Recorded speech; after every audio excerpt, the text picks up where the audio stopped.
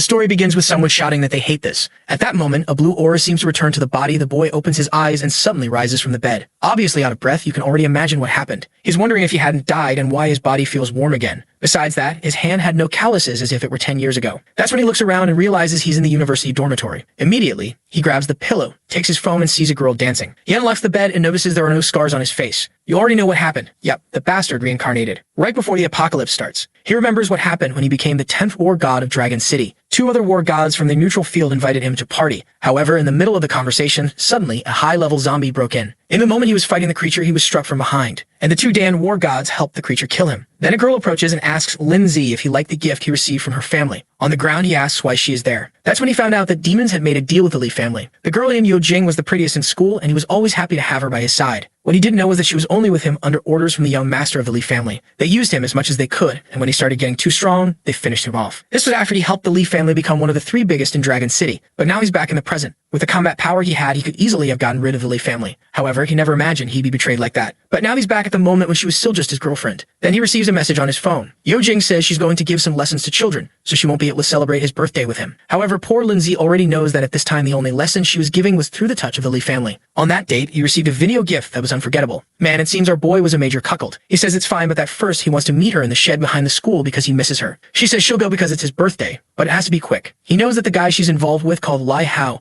seems to want revenge against him because of things his father did long ago. On that day in the past, he had planned a lot of things to celebrate with Yo Jing. However, what he got was a video that humiliated him. But now the rascal is reborn and won't let that tragedy happen again. Outside, everyone is wondering why the sky was red. Obviously, no one suspected the apocalypse was coming. But Lindsay knows that at 7 in the evening is when it would all begin. And the people there don't know that very few of them would survive. He then heads to the school's shed. He angrily opens the door. At the back of the room is Yo Jing, sitting on a chair. She says he has to be quick because she has to teach the kids. But he already pulled the blade from up his sleeve and says not to hurry as he's going to deliver a little gift now. Slowly, he starts getting closer, and she tells him to spit it out because otherwise she's leaving as she has better things to do. But suddenly, he grabs her by the throat. Now desperate, she calls him a crazy psychopath and tells him to let her go. But he says that on the 16th of March, she spent 53,000 at a modern hotel in Modu. Right after, on the 29th, she spent another 109,000 yuan. Confused, Yo Jing keeps asking what he's talking about. He continues talking about dates and amounts she's been spending. That's where she starts realizing that these hotel names all seem familiar. He then says that on the 13th of April, she spent 409,000 at the Magic Bar. That's when she realizes these were all records of the dates she met with Lai Hao. At that moment, she asks him to wait a moment, that she's going to explain everything. He responds that he's very eager for that explanation. He grabs her phone and unlocks it. There's a message from Lai Hao saying she's excited to meet him, and telling her that the fool believed she was going to teach the children. Obviously, that's all Lindsay needed to see. He then suddenly releases her, puts her on the ground, and plays a video. Before the video starts, he says Lindsay is the foolish boyfriend and congratulates him. A second later, the video says exactly the same words, wishing him a happy birthday. In the video, she asks why he believed that a beauty from the school like her would fall in love with a loser orphan like him. Terrified, Yo Jing starts wanting to know how he already knew the whole message before hearing it. Lindsay keeps repeating the message. She says that if it weren't for Lai Hao, she never would have gotten involved with trash like him. The poor thing is going crazy. She didn't send that video to anyone, so how does he already know? She then says in the video that if it weren't for him, she never would have gotten involved with Lai Hao. Then she thanks the loser. That's when she realizes everything had been revealed. Lindsay just keeps staring. If the next question is whether she isn't curious about how he knows all of this,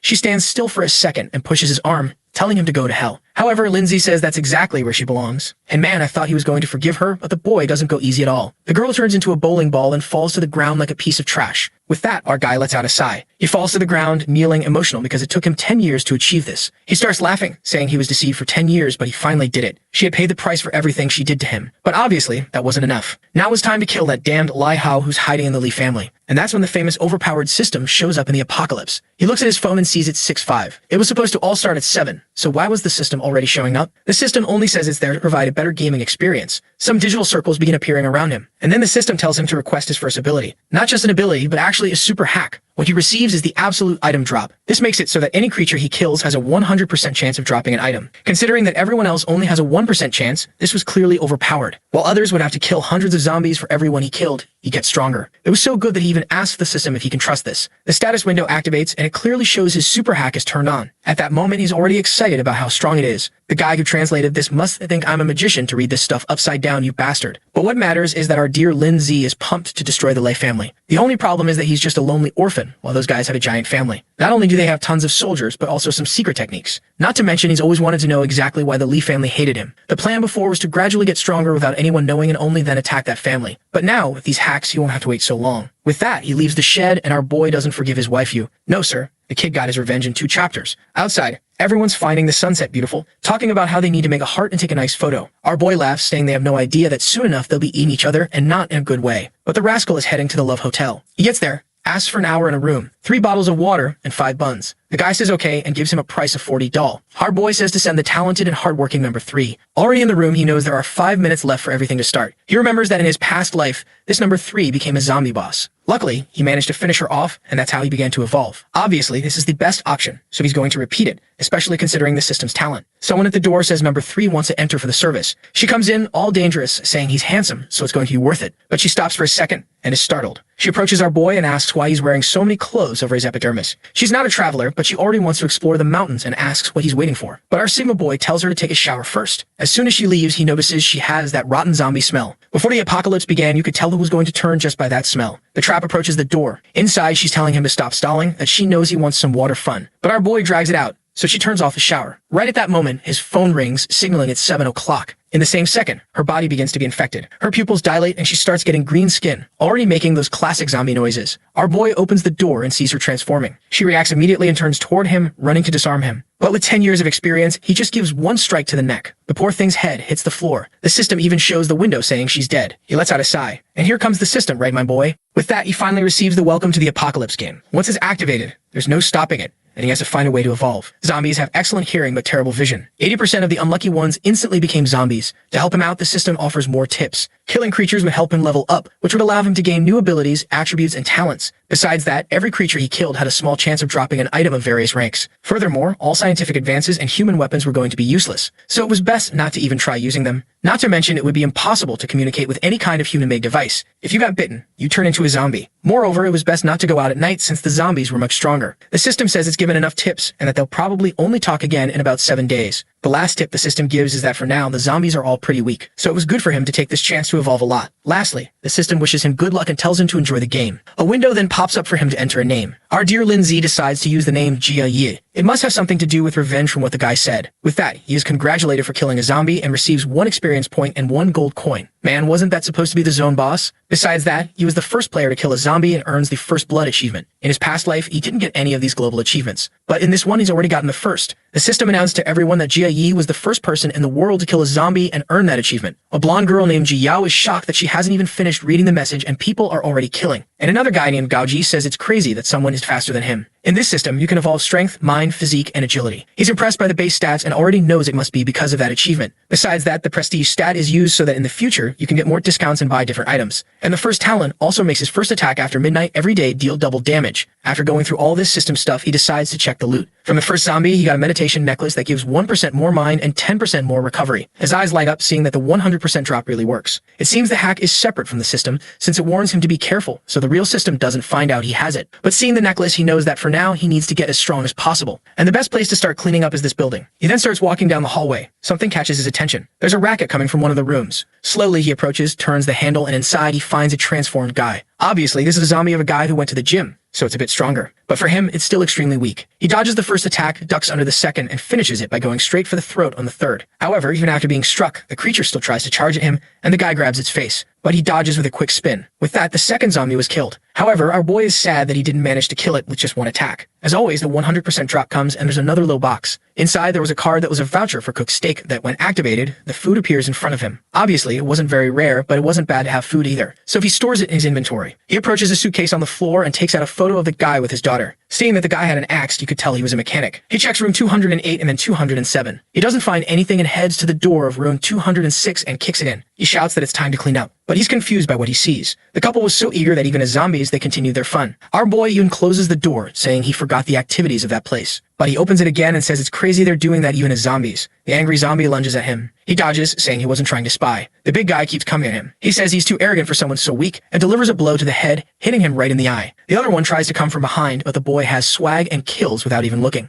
2 more experience points and 2 more gold coins. And best of all, 2 more loot boxes. Now the rascal realizes that this thing really works. In his past life, 100 zombies were equal to a bottle of water. While in this one, nothing is better than having luck on your side. He receives 2 cards that activate an ability that allows him to detect movements within 10 meters. Since he's in a place full of ruins, he uses it right away. Then someone climbs to the second floor saying that Bastard is making too much noise, tells him to kneel down or he'll get smacked like a son. But Lindsay easily dodges, and if you think he's going to let that punch go for free, you're very wrong. The chubby guy spins around, telling him to stop dodging and start begging for forgiveness. Our boy says it would have been better if he had turned into a zombie because at least that would have given him some experience. It's a pity, but he had to end it now. What a ruthless guy. He paints the corridor red. Still a psychopath, he says that in the apocalypse, you can't leave loose ends. And the reason for this death was the guy being so weak. He starts going to various rooms, knocking on the doors, asking to be let in. Obviously, no one opens, so he goes to another and says the delivery has arrived. But none of that is working. As he approaches one door, he hears a disgusting sound, and he gets excited, saying there's a zombie in there. He shoulder barges the door open and finds a big guy already transformed inside. He tries to land a hit, but this one is agile and manages to dodge. The zombie tries to claw at him, but he ducks. Taking advantage of being on the ground, he pulls off a capoeira move. With the zombie's arms raised, he slashes its throat. With that, another one is down. As always, he gives another item. This time, he had earned a liquor. With that, he continued rummaging through the rooms. Eventually, he found one for himself since it wasn't a good idea to go out at night. He took off his jacket, and who would have thought, our boy is fully leveled up. The system notified him that he needed 6 more experience points to reach level 3. The problem was that when he looked at his phone, he saw that 8 o'clock was approaching, and the zombies would evolve, causing him to miss the chance to level up. Knowing how dangerous it would be to survive the night without that, he rushed out looking for 6 more zombies. In the shed, he saw a message from girl number 3 that would solve the problems. If there's a number 3 and he's already killed another, that means there's one more. Since zombies had good hearing, there was an easy way to find them, by hammering until they came to him. He then hears a sound in a room at the back. He enters, and inside, the room seemed empty. But then, from one of the vents, he starts hearing a noise, and he says it's crazy that they hid so quickly. On the stairs, there are 2 zombies trying to climb up. However, they have poor control over their bodies and end up falling off. With that, one smashes into the other like 2 idiots. Our boy feels sorry for their hard work, but for him, what mattered was something else. He quickly goes down and finishes off the girl. At that moment, another one comes from behind, but easily he turns and finishes another one. 2 more experience points, and now the problem is that his knife is starting to get dull. But look at that golden glow coming in to give him that little item for sure. He receives a horizontal cutting sword from the Tang Dynasty, as well as 2 delicious buns. The sword gave him 1 more strength point and even removed 10% of the target's defense. He knows that soon these weapons won't be worth anything, but for now it's great to have something like that. More water is stored in his inventory. 10 minutes remain before the real madness began. With no other choice, he had to take a risk on the streets. As soon as he opened the door, he found some poor sap who was about to be sent to the afterlife. The zombies noticed him right away and started running toward the hotel. But at level 1, they were still dumb and bumped into the door. The others came from behind and ended up tripping like fools. In his past life, he spent the first day drinking and hiding out of fear. He only fought the level 2 zombies, which were much smarter. But in this life, he got the perfect chance. In 1 second, with a new katana, he wiped out the entire group. For the start of the game, the quality of that weapon was excellent. With those zombies taken down, he advanced to level 3 and received another attribute point. Then he heard another zombie sound. Another one approached, and he realized that this one seemed a bit smarter. Or maybe not that smart, because she walked right into the sword. But at least it was worth it, as she dropped his skill book. Then his alarm went off. At 8 o'clock p.m., something had arrived. In the same second, he felt something and immediately stepped back. An explosion occurred at the hotel's entrance. It was another level 1 zombie, but now affected by the power of the night. The system tells him to be smarter with time because now everything had become more dangerous. He knows that this zombie will continue getting stronger for the first minute, and since he knows this, he has to finish it before it follows him into the room. He goes in for a full force strike, but even with the upgraded sword, it gets stuck. He puts his other hand on it to try to push it through. But man, the zombie exerts force and pushes it out. Our boy has to retreat immediately, and the worst part is now he only has a small axe left. He's not crazy enough to get close, so he throws it like a boomerang. Man, it gets lodged right into the damn thing. While the creature is still distracted, he gets closer to grab the katana. He quickly pulls it out and slashes. The creature is already covered in cuts, but still intact. It stares at him and starts running toward him again. A second of silence for the artist who was fired by chapter 10, because the art style had completely changed. But we're still continuing from the same moment. Our boy steps back and swings again,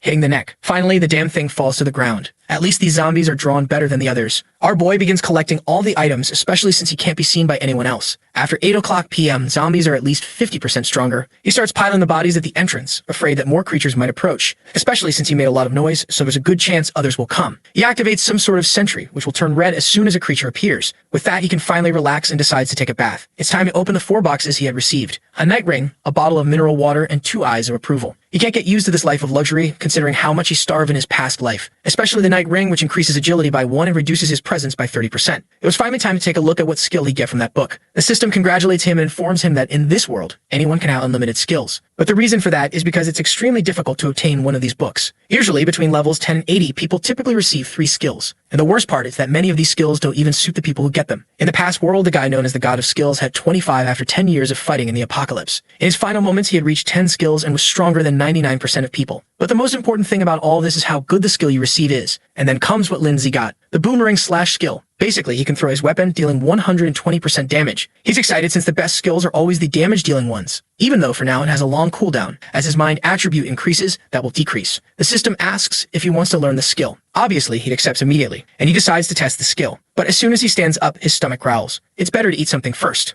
Luckily, his inventory is full of options, so he eats, saying that this food tastes like something from a 5-star restaurant. Look at the boy organizing everything. The table is even clean. Looking at the moon, he knows that in this life he's going to have to do things differently, or he'll fail again. He opens the system and grabs a pen. On a sheet of paper, he writes warrior and mage. The difference between the classes is that when you level up, the points go to different stats. For example, a mage every time they level up gains 2 mind attributes. Additionally, there are secret professions like ghost, which 1 in 100 people usually receive. In the past life, without much knowledge, he managed to get it, so it probably won't be that hard this time. And in this world, you usually activate the profession system when you reach level 10. The ghost profession specializes in assassination and adds points to strength and agility. He begins writing down all the classes he remembers from the people who became war gods. Looking at the stats, he wonders which would be the best option. He then puts 3 more points into strength and 2 into agility, and starts trying to recall all the times he encountered a paladin knight. He also remembers a diamond item. With that, he spends the night trying to recall all the treasures and experiences that could help him. The scene shifts to a mansion. Someone throws a vase against the wall. A blue-haired guy says he can't calm down with the whole planet being ruined because of Yo Jing. Because of her delay, the material hadn't worked out, and he won't be able to finish off that damn Lin Z. Not to mention to him, his damned apocalypse is nonsense. The butler asks him to calm down as making so much noise could attract zombies. But Liho just asks if it wouldn't be better to send that trash Lin Z to meet his father already. The butler knows the boy is trying to eliminate any future competition for the position of family leader. The problem is that with the start of this apocalypse, he needs to control his personality or he'll suffer. Liho then asks if his father's team of mercenaries isn't coming to find him. Once they arrive in the city of Amodu, they can meet up with those bastards. Later, he's going to find that damn Yo Jing, even if she's dead, and bring her corpse to make that damn Lin Z suffer. The butler says all of that would be possible since the mercenaries were trained to obey him. Imagining the scene, he gets all excited. Meanwhile, our boy is coughing. Already prepared, he jumps out of the hotel. Outside, as expected, it's full of zombies. But in daylight, they're still much weaker. He draws the katana and uses boomerang slash. This way, he kills several creatures in the city until he finally reaches level 4. For that bunch of level 1 zombies, it was all too easy for him. Not to mention the combination of the skill and that sword was perfect. The only problem is always the high cooldown, which is making him waste a lot of time. He then decides it's time to do the most important thing. Obviously, opening all the boxes he had received. In one of them, there was an attribute item. Actually, this story is crazy because what it contained was a bronze item that upgrades equipment. Lindsay gets excited, saying this is useful. He immediately uses the item on his sword. With that, it becomes a Tang sword +1. Now instead of ignoring 10% of defense, it ignores 15%. The points he earned immediately go into strength, and in a nearby box, the system congratulates him for winning a hidden mask. It allows him to hide his level and basic information for 30 minutes and can be used twice a day. Considering that he doesn't want to be discovered, it was a very useful item. He equips it and the system congratulates him. Man, this boy is lazy. He killed the zombies and laid on the ground. He knew he needed to rest to reach level 5 before nightfall and challenge a certain place. Obviously, we're talking about the legendary dungeon, right? The author said it's not going to have everything and it's sticking to the same story, man. Besides the normal dungeons, there are unique ones that can only be done once and have better items. But for now, it was time to head to Lichi Village. He also dropped a precise watch and equipped it right away. With that, he continued on, finishing off a few more zombies. Walking through the village, it seemed empty. He quickly noticed a door with a massive lock. Man, but his blade was sharp. He just gave it a slice. He entered the house and started looking through the rooms. Then behind a door, he saw a red puddle. Slowly, he opened it, and at that moment, a hand came toward him. With his little sword and now level 5, he easily cut it off. But something caught his attention, and when he looked to the side, there was a hand coming through a door. Man, the zombie went crazy and broke through as well. But our boy calmly slapped each one. He kept walking through the house, and at the back, he saw a girl in a family photo. If I'm not mistaken, this is the one who was called Ji Yao earlier. He walks down the corridor saying that in this world, you can't show sympathy for anyone. He opens the system to grab a meal to eat, and as always, he sets up a banquet. Man, I've never seen an apocalyptic protagonist as chill as this one. He looks at his phone and sees that on the way to the dungeon, he'll probably reach level 5. He's tired of resting and gets up. He hears some noises and approaches the door. He knew he wasn't going crazy because he heard footsteps. Meanwhile, outside is Gaoji, the guy with the nose bandage, and Ji Yao, the girl with glasses. They could smell the good food inside and were curious to know how that was possible, while our boy was just listening from the side, preparing to leave the house. Ji Yao said the wrong move is stealing from others like that. Gaoji says they're not going to steal. They'll just ask. If he doesn't hand it over, they'll beat him up. Yeah, that makes a lot of sense. But our boy is just watching Ji Yao from behind, observing all this. And this guy isn't known for letting others walk away alive. Another one of them, Jika Ji, says the boy is a thief because he broke into their house. Ji Yao was angry because when her parents and brother became zombies, she locked everything up and ran away. Now she came back starving, but the guy took everything. Excited, she says fine, they'll have to take a little from him too, until blood falls on her face.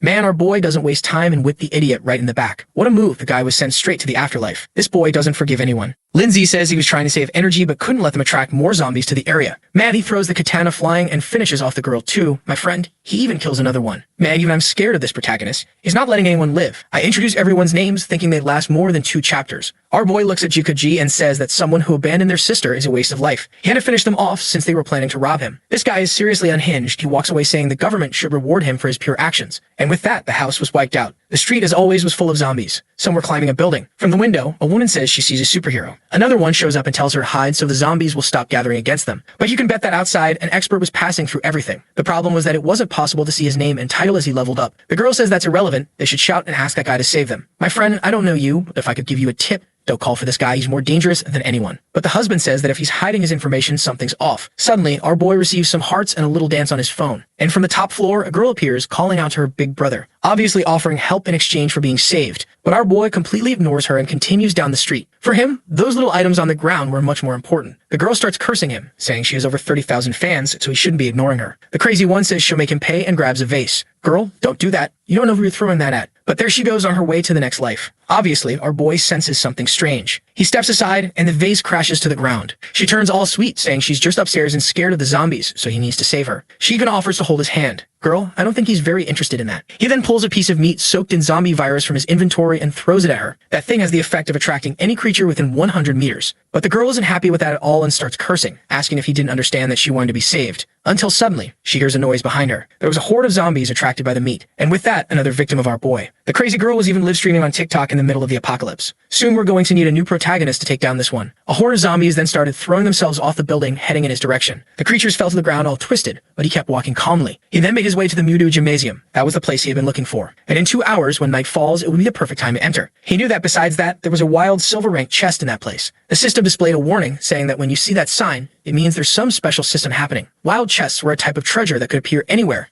and anyone could open them. On the other hand, a boss chest contained much rarer items, but at the same time it was much harder to obtain. As soon as he entered the gym, he received his first mission, to defeat 100 zombies on his own. The problem was that in that place, there were only level 2 zombies, and killing 100 of them wasn't an easy task. The initial plan was to sneak around grabbing each of the chests, but now that he got the mission, he'd have to do it. However, being lazy, he asked the system what would happen if he just ignored this objective. The system said that if he declined the mission, he'd receive 100 gold coins as compensation, but obviously, the reward for completing it would be much better. He then went to a room and broke the lock. Inside, he found the basketball zombie, and it was time to start the 100 kills. As always, a step forward and a stab to the face. But man, the thing tanked the stab. He had to deliver another one to the mouth. At least that bastard finally dropped the basketball. Our boy finds it ironic that the guy must have turned into a zombie while playing basketball and continued with the ball in his hand. And as always, the 100% drop box came. He gave the body a little kick and went to grab his super flashbang. Obviously, it's just a flashbang but super. Not much mystery there. But he got excited since for invading other people's houses, it's the perfect item. He also found the key to the gym's center. That was good because he wouldn't have to destroy the door and could enter quietly without attracting everyone. With that, he calmly moved in. He observed the area, which was full of zombies. In the darkness, the creatures were all slow and blind. Williams ran to the ping pong table and hid underneath. From there, he started counting and discovered there were 17 zombies just in that room. It was a dangerous chance, but it also meant 17 item boxes. If he could be silent, no other zombie would come in. He only needed 4 more to reach level 5, and then everything would become easier. One was walking right by, and he decided that would be the first. He gave a whip to the back of its neck. The first one fell to the ground, and with a noise, all the others were alerted. They immediately turned toward Lin Ze. Now the horde was rushing toward the boy, but the rascal was under the ping pong table, chilling. They came closer, and he whipped 3 of them in the legs. The boy jumped out from under the ping pong table with a maneuver. Not sure why he did all that swag, but he landed right behind them. He dashed forward and finished another one. With that, he completed 4 zombies and advanced to level 5. Now he needed 100 experience points to level up. Knowing he was in a tight space, he'd need more agility. He placed the point and climbed onto the table. With that, all the zombies started heading toward him. But since they were dumb, they got stuck at the edge, and it was easy for him to whip them in the face. Meanwhile, someone was watching from behind the door. A guy in a red shirt and bandana said he was an unlucky guy. Man, I agree with you, and if I could give you a tip, it would be to run away from here. The biggest danger has arrived. But the crazy guy was excited, thinking that a person who kills so many zombies must have a lot of resources. His plan was to wait for our boy to die so he could take everything, but that wasn't happening. The number of zombies was decreasing, and the blonde guy realized he'd have to help our boy die. He'd do the great favor of bringing more zombies to help send him to the afterlife. At that moment, another one entered the room. Lindsay was thinking he made too much noise, and now someone was banging on the door where the blonde guy was hiding. Seeing the door damaged, he knew it wouldn't last much longer. He needed to eliminate the zombies in front of him and quickly retreat. But at that moment, 3 of them jumped at him. The Parker King pulled off another stylish move and spun away. The problem was that more and more zombies were arriving. Man, he made a shish kebab with 3 of them. He ran to rest under the table and saw that nearby he had picked up a single-use potion. It would restore 20% of his energy and an additional 5% per minute for 5 minutes. For him, who was tired, it was perfect. As soon as he got up, he threw the sword, finishing off another one. one. This time he saw a strange black box and quickly ran to grab it. Inside, there was a bracelet that allowed him to summon his spike skill once a day. He knew skill equipment was rare and equipped it immediately. At that moment, the door finally collapsed and a horde of zombies began approaching. But for him who had just gotten that item, it was the perfect moment. A bunch of zombies was coming his way. He jumped onto the table and waited for them to get closer. Then he leaped over them all and activated the bracelet. From the ground, a ton of giant spikes suddenly emerged. And he said that now the game had really begun. Several spikes kept shooting out of the ground, taking down the zombies. That ability was as powerful as a level 20 mage's. More zombies came from behind, but the spikes easily finished them off. It looked like that thing was going to keep killing, and he didn't need to do anything. He received a bunch of items and experience, and the ability went into cooldown. The system explained it would take 24 hours to use it again, but he could also use mental energy to strengthen it. And as always, it was the best time of day to collect all the boxes. He found a Fortnite bazooka that allowed him to throw any object 30 meters away,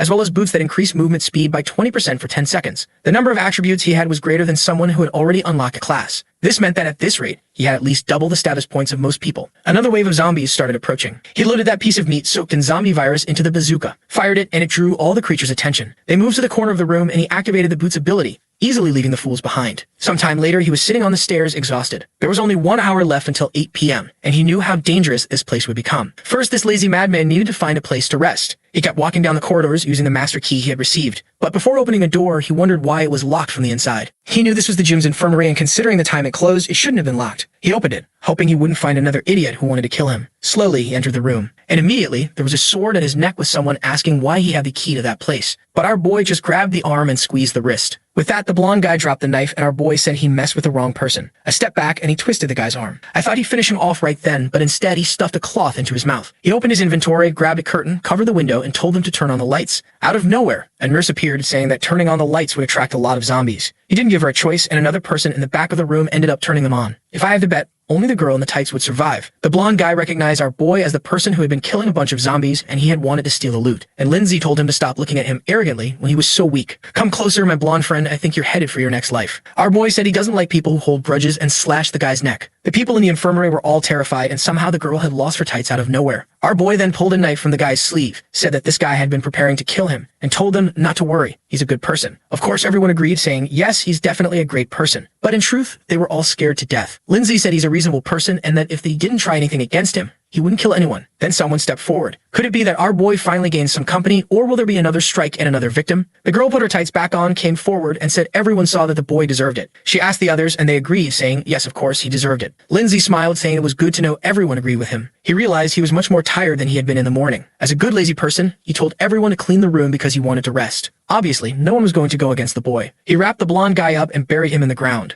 Our boy was just watching the queen of the tights, saying he had seen her somewhere before. She was still at level 0, and her name was Zhang Yexu. When he saw the name, he seemed to recognize it. In the past life, when he was down and out, she had already received a legendary profession known as the God Doctor. All messed up, he had told her he'd do anything if she could heal his wounds, but she warned him that the wound on his face involved the soul and couldn't be treated. Every time he was messed up, he found her and asked for treatment. Her weakness was that even though her profession was really good, it made her nothing more than a tool for others. She remembers that in the future, she ended up becoming a very different person than she is now. Maybe it was fate that brought them together again. Suddenly, they heard a sound coming from the air outside the door. Everyone armed themselves, watching to see what would appear, while Lindsay was calmly looking at his watch. Then he pulled out 3 cards and placed a feast on the table. Man, he started eating. Obviously, everyone in that room had been starving for a day and was drooling. Yexu swallowed hard, asked where he got that food, and if they could have a little. Our boy smiled, saying it looked like she had fallen into his trap. He said that to get a little of that, she'd have to help him. Everyone was still excited, but the queen of the tights said to just tell her what he wanted. While she was already afraid he'd ask for exactly what you're thinking. He showed her a paper and said he wanted all the medicines listed there. Slightly excited, she asks if he really just wants that. He says yes, unless she's looking to offer something more. She says obviously not, and she's going to collect everything now. The 2 guys were mechanics, and he quickly gives them a list of things he wants them to produce by 6 a.m. tomorrow. He hands over the items they'll need and tells them that what they'll receive in food will depend on what they produce. Obviously, he needed to be cautious, so he activates the watchful eye. The guy's inventory was packed with items. He still had 22 days worth of experience to reach level 6. He had 24 hours left to complete the mission, so he decided to rest a little. With that, night fell. The next day, he calmly woke up. The others obviously hadn't slept at all, spending the entire night producing what he had asked for. Our boy praised everyone, saying they had done a great job. The doctor patted the nurse on the shoulder, who looked almost dead from exhaustion. He handed a card to each of them, saying that now they wouldn't need to fight. Yexu was thrilled. She thought that when they finished, he was going to kill everyone, so she already had an escape plan. Apparently, he wasn't as cruel as she had imagined. Sorry to tell you, girl, but he's actually worse than you think. She then asked how to use the card, and he realized that no one really knew what to do in this world yet. He decided to help her a bit more as a favor for everything she did in the past life. He showed her the system and how there's an option to use the card to make everything appear. She saw that and got all excited. With that, everyone activated their cards and began to feast. Seeing how lost she still was, he decided to give some tips just in case she might be useful in the future. He told everyone to flee from the place after noon. That's because by then he would have killed all the zombies. He reminded them not to forget the time. The Exu told him to be careful since there were a lot of zombies outside. However, he said she should worry a little more about herself. When he stepped outside, indeed, it was full of zombies, and there was a horde nearby. But after a whole night of rest, he was ready. He struck the first zombie, and it dropped a fishing rod. He didn't let the body hit the ground, trying to attract as few zombies as possible. And with that, he started cleaning up the corridor. It didn't take long before he was heading toward the door. He opened the list and wondered how the zombies were pulling this off while being dead. The poor zombie was just chilling in the bathroom. But as soon as our boy approached, it turned and started running. However, with its pants down, it fell to the ground like an idiot. Lindsay finished off another one. He had to be careful because in the gym, people had more trained bodies, so it was common for them to also be stronger. He then saw the women's restroom. He approached cautiously, worried there might be someone alive in there. Then he snapped back to reality, thinking it's the apocalypse and it didn't matter if he liked the women's restroom or not anymore. He slowly started entering. He didn't find anyone at first and began checking each stall, until in one he heard the sound of two creatures. When he opened it, he saw that the romance had continued even after death. It was a shame, but he had to end that connection. They sensed the attack but easily missed. There was a bottle on the ground, and once again, they tripped over it. With that, he finished off another two. This guy isn't quite right in the head. He even started taking pictures of the couple. He strangely seemed to recognize them. It seems that in the past life, they always hunted together and had a kind of synergy that made them unbeatable. But it was a shame that this time they died on the third day without accomplishing anything. As always, it was time to check the loot box. It was a fusion card that allowed him to combine two items to create a new one, possibly even upgrading to silver rank. He then looked back and saw a strange light coming from one of the stalls. He approached it and saw a chest floating above a pentagram. That was the wild chest, and he would need to stay there for 30 seconds to open it. He waited for a bit, and a green apple appeared. He started praying that it would be some kind of strength or agility item. He checked the description, and the item increased his physique stat by 2 attribute points,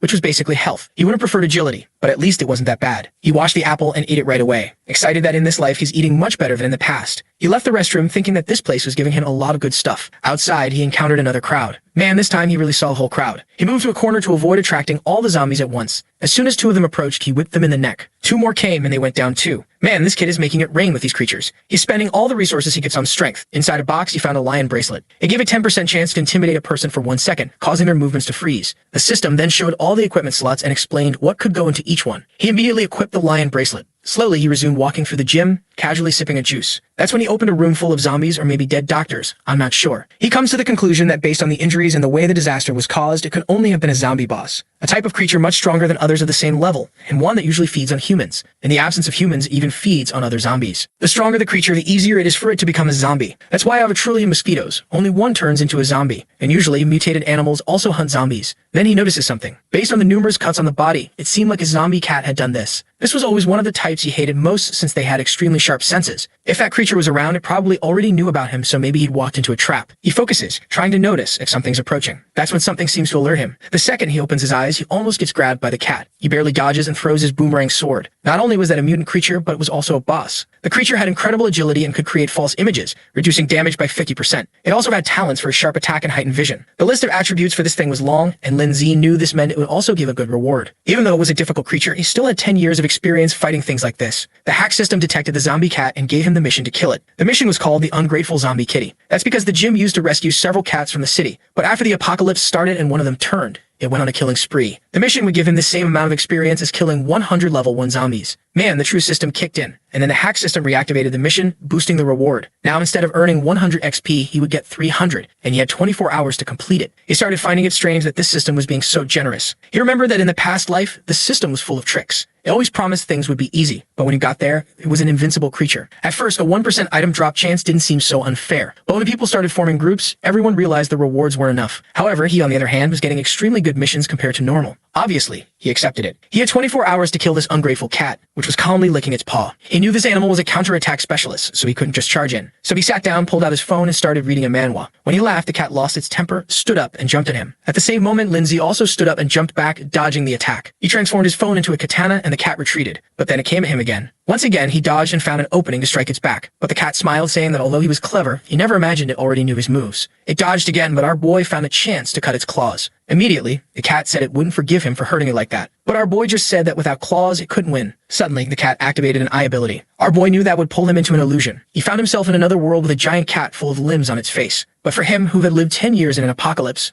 this was nothing. The cat was confused that the boy wasn't scared. Our boy slashed its eye, breaking the illusion. At that moment, the creature tried to flee. But of course, he wasn't going to let it escape. He threw his boomerang sword, whipping it in the neck, and the boss was killed. Immediately, he completed the mission, gained a ton of experience, leveled up, and even earned an achievement. Everyone in the city was trying to figure out who this guy was, receiving announcements all the time. The author thinks it's cool to have a girl saying she wants to marry him, even though she doesn't know who this crazy guy is. Another person says they prefer to stay anonymous. Meanwhile, someone drinking wine knows that the name means he's probably from Dragon City, and having an expert like him in their group would drastically increase their survival chances. All this commotion was because everyone found out he killed that beast.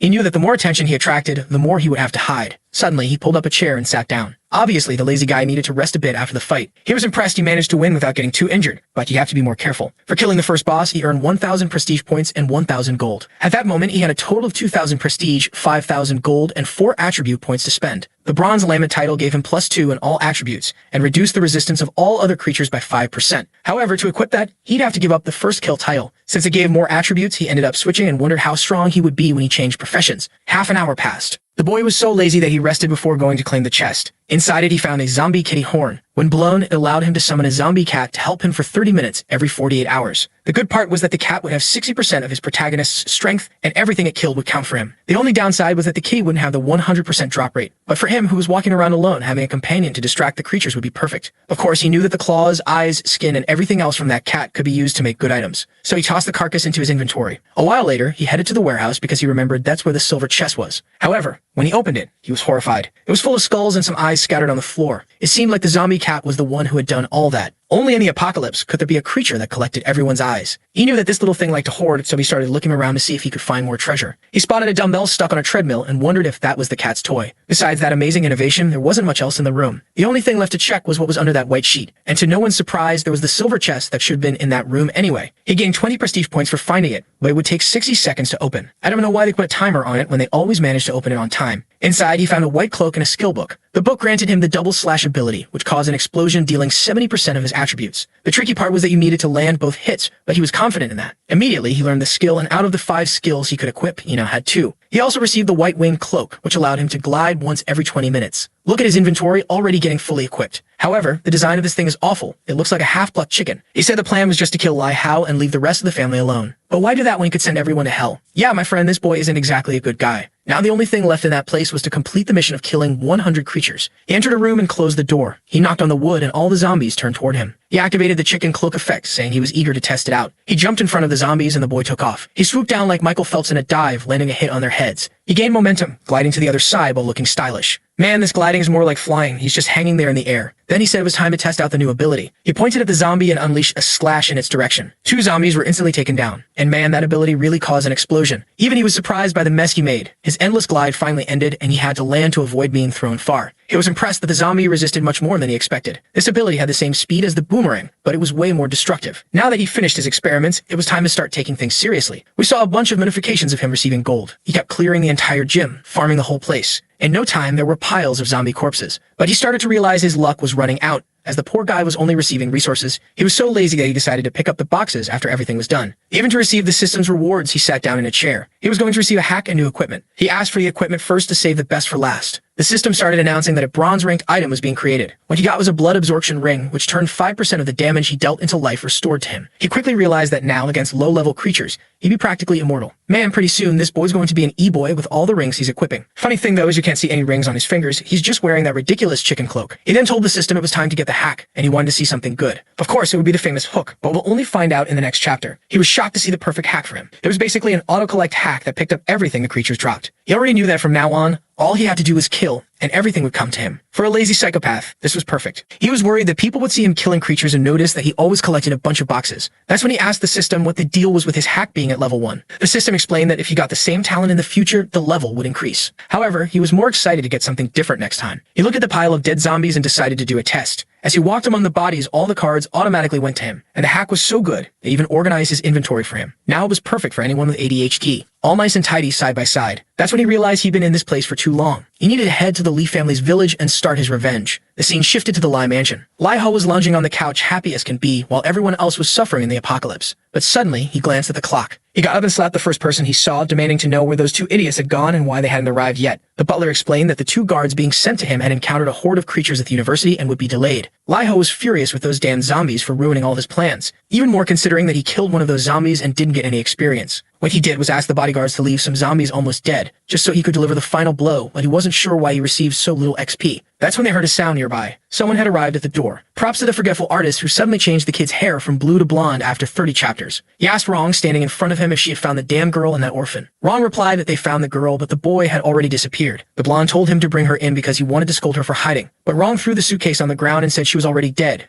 and that she was inside. The blonde's face changed instantly, looking horrified. Rong explained that they found her body in the warehouse behind the school, and next to it was a man's bloody clothing. He also noted that she seemed to have been tortured in all the most painful places before she died. Rong was about to explain more details, but Lai Hao ran off asking for a bucket. At that point, Rong said that whoever did this probably hated the girl a lot, and he added that whoever did this might come after Lai Hao as well. Lai Hao dismissed the idea, saying it must have happened because she was the prettiest girl on campus. Then he remembered that the person who probably hated her the most for everything she did was Lin Zhe. But it was impossible that Lin Zhe was that strong, being an orphan without anyone's support. They still hadn't revealed the big surprise, so there was no way Lin Zhe could know she had been betraying him. Rong asked if this Lin Zhe was the son of Lin Jian. Lai Hao said yes, and Rong replied that whether strong or not, Lin Zhe had someone extremely skilled helping him. Maybe the 100 bodyguards they brought wouldn't be enough. Lai Hao asked how that was possible if Rong was one of the top 10 strongest in Dragon City. He ordered Rong to either go back to training or bring more bodyguards, do whatever it took to make sure he didn't die. Rong reassured him not to worry, that he would risk his life to protect him. Man, Rong said he's willing to die for this kid. Clearly, he's not too fond of living. Meanwhile, in the forest, zombies were falling one after another. Our boy had already reached level 8. He was impressed by how quickly he was leveling up without even entering a dungeon. And now he was standing face to face with Lai Hao's mansion, eager to settle the score with the bastard. At the mansion, troops were patrolling everywhere. Our boy was expertly hidden up in a tree. He climbed down, crossed the lawn, and pressed his secret lever. With that, a passage that few knew about opened up. Even with so many guards in this place, they didn't stand a chance against someone who knew everything. As he got closer to the house, he observed in hiding. He quickly recognized the group as part of the mercenary guild. In his past life, this was the group Lai Hao trusted most and the one he hated the most. It's a shame that he had been watching this family for a long time. So far, the troops seemed well organized and he hadn't found any weaknesses. But then something caught his attention. He recognized that man as the infamous Rong Zhang. In his past life, this guy became a war god and was always the leader of the mercenaries. Eventually, Lai Hao ordered this guy to hunt him down. Many times, he found himself surrounded. Rong was definitely one of the worst enemies he faced. However, he had escaped Rong so many times that the guy even earned the title of the Disgraced. It was probably fate that they met again like this. At that moment, Rong sensed something. He turned around and our boy barely managed to hide. It was dangerous, but it would be perfect if someone so crucial to this family died early on. He put on the mask that hid his presence, and at that very moment, the guards passed right by him. I knew that thing helped hide his presence,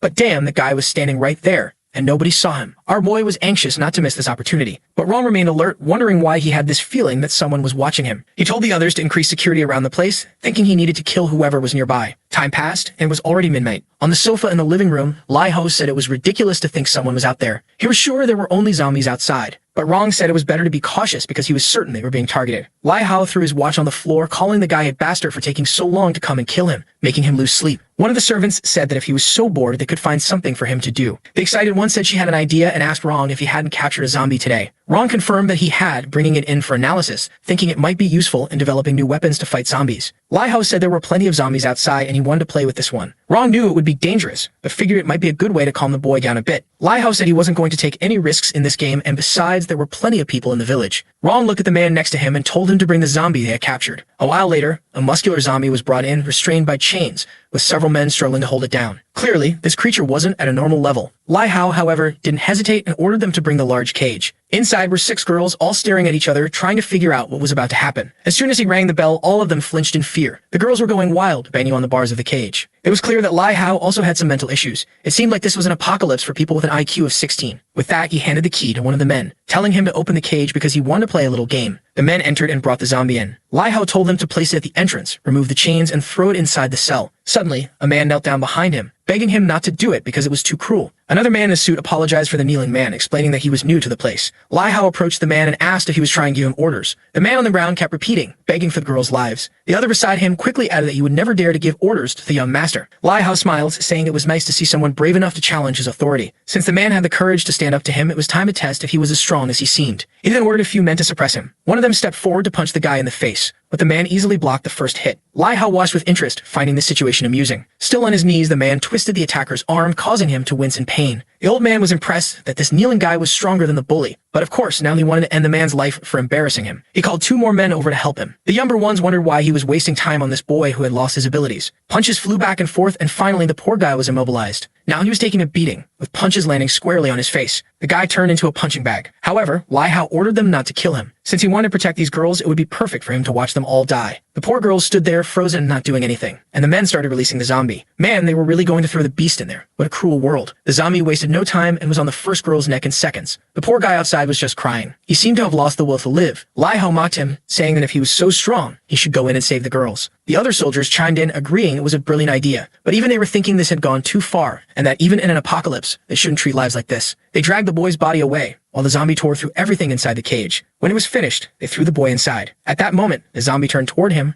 rushing in his direction. The boy stopped and apologized to his mother, saying that today he wouldn't be able to protect her or himself. But then, out of nowhere, he got motivated, saying he wasn't going to die because she was waiting for him at home. The boy stood up and landed a punch on the zombie's jaw. He grabbed it in a bear hug and dragged the zombie across the cage. He slammed its back against the bars, but it wasn't going to be that easy. The zombie countered with a crushing hold. Meanwhile, Lai Ho was watching, commenting that this was the best entertainment he'd seen. Even though the boy was beaten, he got up and delivered another blow to the zombie's face. After a lot of fighting, he dropped to his knees. The zombie was beside him, but his body had no strength left. He apologized, saying he should have listened to her. Meanwhile, Rong observed, commenting that it was a shame the boy had died. 1 second, the guards pitied him. The next, they complained he had died too quickly. But if he died quickly, he was about to come back. At that moment, he woke up as a zombie. Outside, Lindsay saw that his chance had finally come. As soon as he spotted someone who looked like him, he finished him off. He put on the clothes and headed for the door. People asked why Joe was there. He simply said he saw someone sleeping and came to remind him to get back to work. 2 men approached from behind. One of them commented that they had been patrolling for over a day without sleep, and our boy remarked that they were being treated like cannon fodder. Then the round-headed guy asked if Jia didn't seem a little taller than usual. A second later, Lindsay knocked them both out, leaving them kissing the pavement. Calmly, he walked through the mansion. No one there had a high enough level to stand a chance against him. However, one of them managed to fire a flare into the air, but our boy threw a knife, intercepting it mid-flight. It was a shame for these guys, but he knew exactly how they operated. The system announced the security had been defeated, and that the path of revenge had begun. The mission was titled Jia's Revenge, and no one could leave alive after provoking the user. He had to kill all 269 people inside that village. He would receive another normal level hack and a bronze equipment item. Our boy immediately accepted, saying that now he had even more reason to kill Lai Hao. The mission then appeared, stating that a revenge barrier had been activated. Basically, if anyone left this place, he would be able to track them for an entire month. He got excited because this meant no one would escape, no matter where they went. However, the moment he accepted the mission, multiple kills started appearing on his screen. He needed to hurry and figure out what was happening inside the mansion. These guys seemed to forget that there was no one else around because they had killed all the women there for God's sake. That's when a voice echoed, asking why they weren't playing with him instead. The voice continued, leaving everyone standing up confused. The guy with red hair already knew that whoever was speaking had a much stronger aura than his own. Lai Hao immediately panicked, realizing that whoever this was had come to kill him. Oh boy, now Lai Ho's hair had turned back to blue and Rong's had suddenly turned red. Looks like we'll need to start a fundraiser to get the poor artist some Alzheimer's medication. Red-haired Rong stood in the middle of the room with his friends and called for the person to show themselves. He was confused, wanting to know who this person was that had been killing everyone so easily. The voice said that he was human, but was going to become the reaper of all the souls in that room. The men were terrified, but Rong told them to calm down. They split up, each watching a different position. That's when the legendary flashbang dropped in the middle of the room. It exploded and no one could see anything. Meanwhile, our boy calmly walked in, hands in his pockets like it was a runway. As soon as he entered, he activated his spike attack. Half the army started getting impaled. The boomerang slash took out 2 more. Rong had no idea who was standing in front of them. When he looked to the side, there was another grenade. An explosion followed, and our boy walked on unfazed. With the smoke cleared, Rong still hadn't figured out what was happening, but all of his allies were already gone. One of the men said it must be some kind of witch because he saw a spinning sword killing everyone. Rong asked how many people were still in the area, and the man said at least 66 brothers with a few others injured. Meanwhile, Lai Ho was furious, telling Rong to hurry up and get revenge by killing the person who ruined his plans. Rong ordered them to start hunting this guy because he was sure there was no way he could kill nearly 100 people on his own. He then turned to the servant and told him to take the master to the hideout. The servant knew, however, that this person was probably watching everything. Our boy was slowly killing everyone, enjoying watching their despair. As he expected, the men were trying to form a group to escape. He opened the system and checked, discovering that Rong was already level 5. He heard a bunch of people shouting for the coward to show himself and thought it was stupid for them to keep repeating that. He decided to summon the kitty to give them a little more entertainment. At that moment, the cat appeared beside him. He pulled out a knife and threw it toward the room, cutting a candle holder, which crashed to the floor and scattered glass everywhere. But before the men could understand what was happening, the cat was already on the first one's neck. Our boy used the distraction to enter the room and start eliminating more of them. Another area was clear and he withdrew once again. Rong spotted him, but quickly realized he couldn't see his name or level. He shouted, asking who he was and what he wanted to do. Our boy observed Rong, feeling disappointed. This guy didn't even resemble the war god he once was. He then told them he was there to teach them the meaning of despair. In a second, he passed through 3 men and was face to face with Rong. The poor guy couldn't react and trembled all over. He dropped to his knees, realizing he didn't stand a chance. The kid went after him, and our boy said he was going after Lai Hao, because with the revenge barrier, there was no way that guy could hide. He kicked Rong, asking how he expected to be called the leader of the mercenaries while acting like this. But Rong replied that the whole organization had been wiped out, so it wasn't like he was the leader of anything anymore. Lindsay smiled, seeing that Rong had realized he had lost everything he had worked so hard for over the past years. Rong then asked him to at least tell him who he was so he wouldn't die with that regret. Our boy said he didn't expect something so good to happen, and slowly approached him. Then he whipped his neck, taking him down. Rong hit the floor, and our boy stepped on his head, saying he remembered the day Rong did the same to him and called him an ant. He stomped on him several times, saying that Rong had taught him never to talk too much in front of an enemy and to always finish them off. It was much better watching him die full of regrets. Now that Rong was dead, the Lee family had been drastically weakened. But it seemed our boy had gotten drunk on revenge, stumbling into things left and right. With that, he left the mansion, leaving a pile of people ready for the next life. Elsewhere, a desperate Lai Hao said it was impossible that this guy would follow him there. The butler told him not to worry, assuring him that Rong would handle the situation. But then suddenly, the door dented in the shape of a body. At that moment, Lai Hao knows that the person he suspects our protagonist sent to kill him has arrived. The butler tells him to calm down, that he sent the rest of the people to the secret base, so no one will imagine they are there. Lai Hao is furious, wondering how that Dan orphan found such a strong assassin. The butler asks if it could be a secret card that his father, Lin Jian, had left behind. However, Lai Hao insists that it's impossible. After they killed his father, they left nothing for that boy. If it weren't for the boss's insistence, they wouldn't even have left a descendant. Our boy drags the man away from the metal door and announces for everyone to hear that he now understands everything. Inside, Lai Hao asks why he's hearing Lindsay's voice, and our boy says that apparently he's been a target since birth. There were still many things he didn't know. From inside, Lai Hao yells that he should have killed that brat when he had the chance. However, our boy wants to know who Lin Jian was and why they wanted to wipe out the entire Lin family. Lai Hao laughs, saying it seems that the orphan really knows nothing about his father. Then Lai Hao confesses that his father was about to get promoted when Lin Jian, our boy's father, reported him. This ruined all the Li family's plans and business, which is why they made sure the entire Lin family was killed. At that point, Lai Hao says it's time for our boy to answer and asks where he found this professional assassin. But our boy replies that it's useless for him to know, as the entire Li family will disappear. Lai Hao laughs, telling him to keep dreaming, until our boy kicks the doorknob. With that, the door opens, revealing the little kitten next to him. Man, the poor butler comes rushing to punch him. Even lazily, our boy dodges. The kitten leaps in his direction,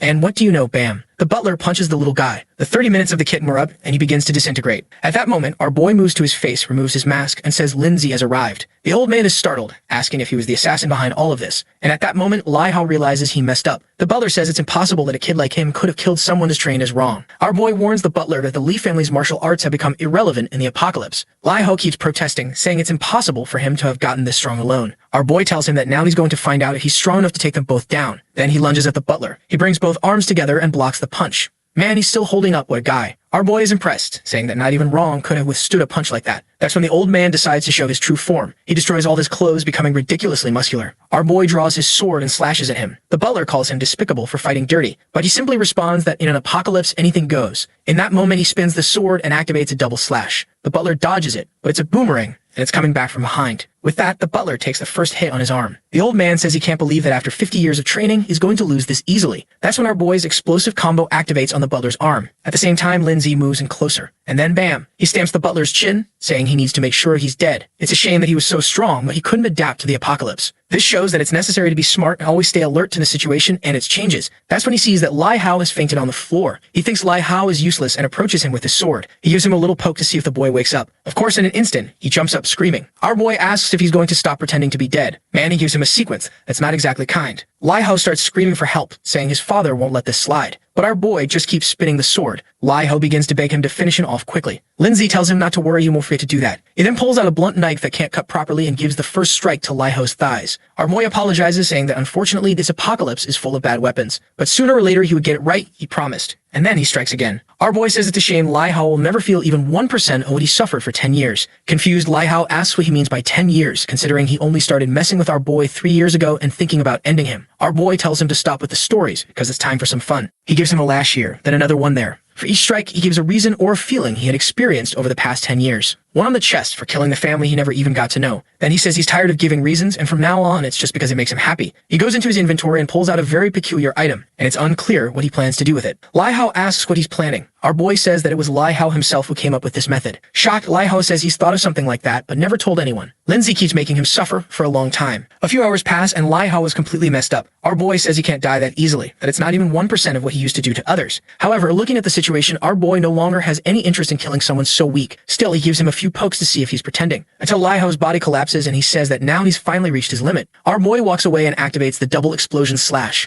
The kid even had to leave the room to grab an umbrella. Outside, the full moon is high in the sky, and our boy says the Lee family's life wasn't so bad after all. At that moment, the system alerts him that he's activated the Vengeful Heart talent. Saying it was easy, he says, was the hardest thing so far, you bastard. The system explains that skills are learned through books, but talents can only be activated when a person goes through certain experiences. The Vengeful Heart talent makes him stronger, and the more he hates the person he's facing, the stronger he becomes. Our boy is impressed, noting that it increases his strength by 20%, and it's only a level 1 talent, so maybe it can grow even more. For eliminating the entire Lee family, he'll receive a new hack and a bronze-level piece of equipment. He opens the chest, curious to see what he gets, and in the cutest way, he receives a magical girl's wand. The problem is that it's an item exclusive to the magic class, so you already know that soon some girl will show up for our boy to help. He says it's useless to him, so for now, he just stores it in his inventory and will try to sell it later. Looking at his list, this auto-loot hack proves to be very useful. The truth is that in the apocalypse, when you kill someone, their inventory disappears and you can only steal what's equipped. That's why in the future, it was better to enslave people rather than kill them, since you could collect far more items over time. One of the items he stole in all this chaos was a purification necklace. It adds 1 more stat and can remove a negative status every 12 hours. It's weaker than the meditation one, but it will be more crucial in a fight, so he decides to equip it. Now it's time for what really matters. He tells the system to reveal the new hack he'll receive. Man, even a loading bar appears. The ability he receives is absolute enslavement. It allows him to turn a zombie into a slave that will do anything to protect his life. In the 10 years of his previous life, Lindsay doesn't even remember seeing anyone with such power. He pinches his own face, saying he really must be dreaming. Moreover, it seems like he gets an idea upon realizing the zombie can be completely loyal. That means he won't have to do so much dirty work anymore. He was looking forward to living a solitary life, but since he can have someone nearby who will obey everything and die for him, there's no reason to refuse. Not to mention, it's hard to imagine how strong this talent would become if it levels up. The system explains that the more zombies he enslaves, the more he can control. Our boy already imagines himself with an army invading the city. However, he knows this isn't realistic for now. The best idea is to find one of the zombies that will become a zombie king in the future, as those have potential. The problem is not knowing if they'll have the same opportunity by becoming his slave. But for now, it's time to check out the Lee family vault because he knows the Lee family is famous for its treasures. The problem is that when he enters, it's full of millionaire things that have no value in this world anymore. Strangely, he decides to spend the money on the paintings because he knows they'll be of some use. After taking what he thinks is useful and destroying the rest, he leaves, singing. It was nighttime and the zombies would be more dangerous, so there was no reason not to spend some time in the luxurious villa. However, what he doesn't know is that in the room he's entering there's a zombie standing in the middle. What's strange is that in theory, he killed all the people in that village, but then he finds that poor zombie that died in total suffering. The zombie's attributes were enhanced because it was nighttime, but it had an epic rank talent that would increase its power as it leveled up. Our boy, seeing the stats, already knows it's a good target to use the new enslavement talent. What's strange is that the creature is just standing there doing nothing. Lindsay even finds it odd and tells the guy that he's a zombie, asking if he's not going to bite him. But seeing that the zombie has a mind stat of 3, he assumes the guy must have been pretty dumb as a human or something. He asks the system if he can really enslave that zombie since it has a lot of stats. The system says yes, as it still has fewer stats than our boy. Wow, he gets thoughtful. That mind level is very low, but with no choice and wanting to get stronger quickly, he tells the system that he wants to enslave that monster. The screen pops up and he clicks yes. Suddenly, a red energy begins to surround the creature. However, he notices that the zombie seems to be resisting somehow. He's startled, and out of nowhere, he sees the zombie calmly scratching its head. Then a window appears, asking him to give the creature a name. Man, what a cruel guy. Since it's tall and strong, he names it Big Idiot. The system congratulates him for successfully enslaving Big Idiot. Another attribute window appears for Big Idiot, and man, it has everything a person has. However, the system warns that he can't gain prestige or use an inventory. Our boy then tells Big Idiot to show his strength, since he imagines that the cage can't hold him. At that moment, Big Idiot grabs the iron bars and begins to create an opening. In a second, he's outside and man running toward Lindsay. But out of nowhere, he stops, and apparently, he was just playing around, leaving our boy looking like a fool. Instantly, our boy starts equipping some leftover items. What's strange is that now the system message says that the zombie no longer has night attributes. Our boy says it's to be expected since the creature was already too strong. He then tells Big Idiot that he's going to sleep and orders him to watch the door. Another peaceful night for the lazy one passes and he wakes up in his room. Upon opening the door, Big Idiot is standing there, just watching. Our boy congratulates him, saying he did a great job, but then asks if he wasn't down there eating the bodies. The creature says no, and our boy realizes it's quite different. With that, he heads to another room and pulls out the usual feast. He starts eating, but then something falls on his back. When he looks, it's Big Idiot drooling, wanting to eat. Our boy has infinite food, so he tells him to eat a bit too. In his past life, he doesn't remember zombies liking to eat human food, but he had no choice, so he summoned another feast and told him to sit down. He was starting to worry about storing so many food cards, but it seems he found a solution. The original plan was to get revenge at level 5 or 6, but now he's already at level 8 and still can't enter the dungeons. Maybe with the map, the equipment, and Big Idiot's help, he could make the profession change and become a shadow of illusion. If that's the case, it's time to head to the Motto Museum and find the profession change scroll. He remembers that the ancestral scrolls there are essential for a profession change. When you enter the class change space, you have to complete 3 challenges within the time limit or you die. He remembers that in his past life when he was going to get that item, it was the day he received some videos of Yo Jing doing adult stuff with Lai Hao. He talks talked to his friends who came up with a plan to get revenge on Lai Hao, while our boy didn't know that they had been bought off. He was tricked and thrown into a profession change space. Their plan was either to kill him or make him die without anyone knowing. But what they didn't expect was that he ended up winning that space, acquiring a profession and living with a scar on his face for 10 years. That happened on the 8th day of the apocalypse, and since they were still in a room, there shouldn't be anyone at the Mada Museum yet. Now without Lai Hao in this world, he knows things will go much more smoothly this time. Our boy is impressed by how natural his zombie seems, and it looks like he's got a brilliant idea. Outside, he's already fully equipped. He made Big Idiot look quite human to avoid attracting attention. The scene shifts to the Mada Museum, a bunch of creatures heading their way. Seeing that there are several dead zombies, our boy knows there must be someone else in this place, so he'll have to be cautious. Obviously, with a 100% drop rate, he's got to be the one to kill. Man, the place is blessed. He kills 3 creatures and already picks up a scroll. That scroll would allow him to summon a fireball, which he could use to cause a bit of damage. He doesn't think that's bad at all. When he looks back, there are some zombies interacting with Big Idiot. He hides, changing his plan. Since Big Idiot doesn't become a target for anyone, he could just let him wander around, opening chests until he finds that strange person. This way, he could avoid any problems and wouldn't have to expose himself. The only issue with this place for now is that there's an absurd number of zombies, and maybe even the 2 of them wouldn't be enough to handle everything. Meanwhile, in another part of the city, some guys are standing on a balcony, saying that they need to go to the museum to get the scrolls. The problem is they don't have enough people to cover the entire place. Our boy is just observing, and he even reads their lips, knowing that if he could join this plan, it would save him a lot of trouble. The scene changes to a shopping mall. A man is giving a speech to everyone, saying that it has been decided. His name is Go Dong, and he says they're waiting to have 200 armed people before starting the mission. However, some step forward, saying they can't wait that long since they already have enough strength. Everyone is starting to get hungry,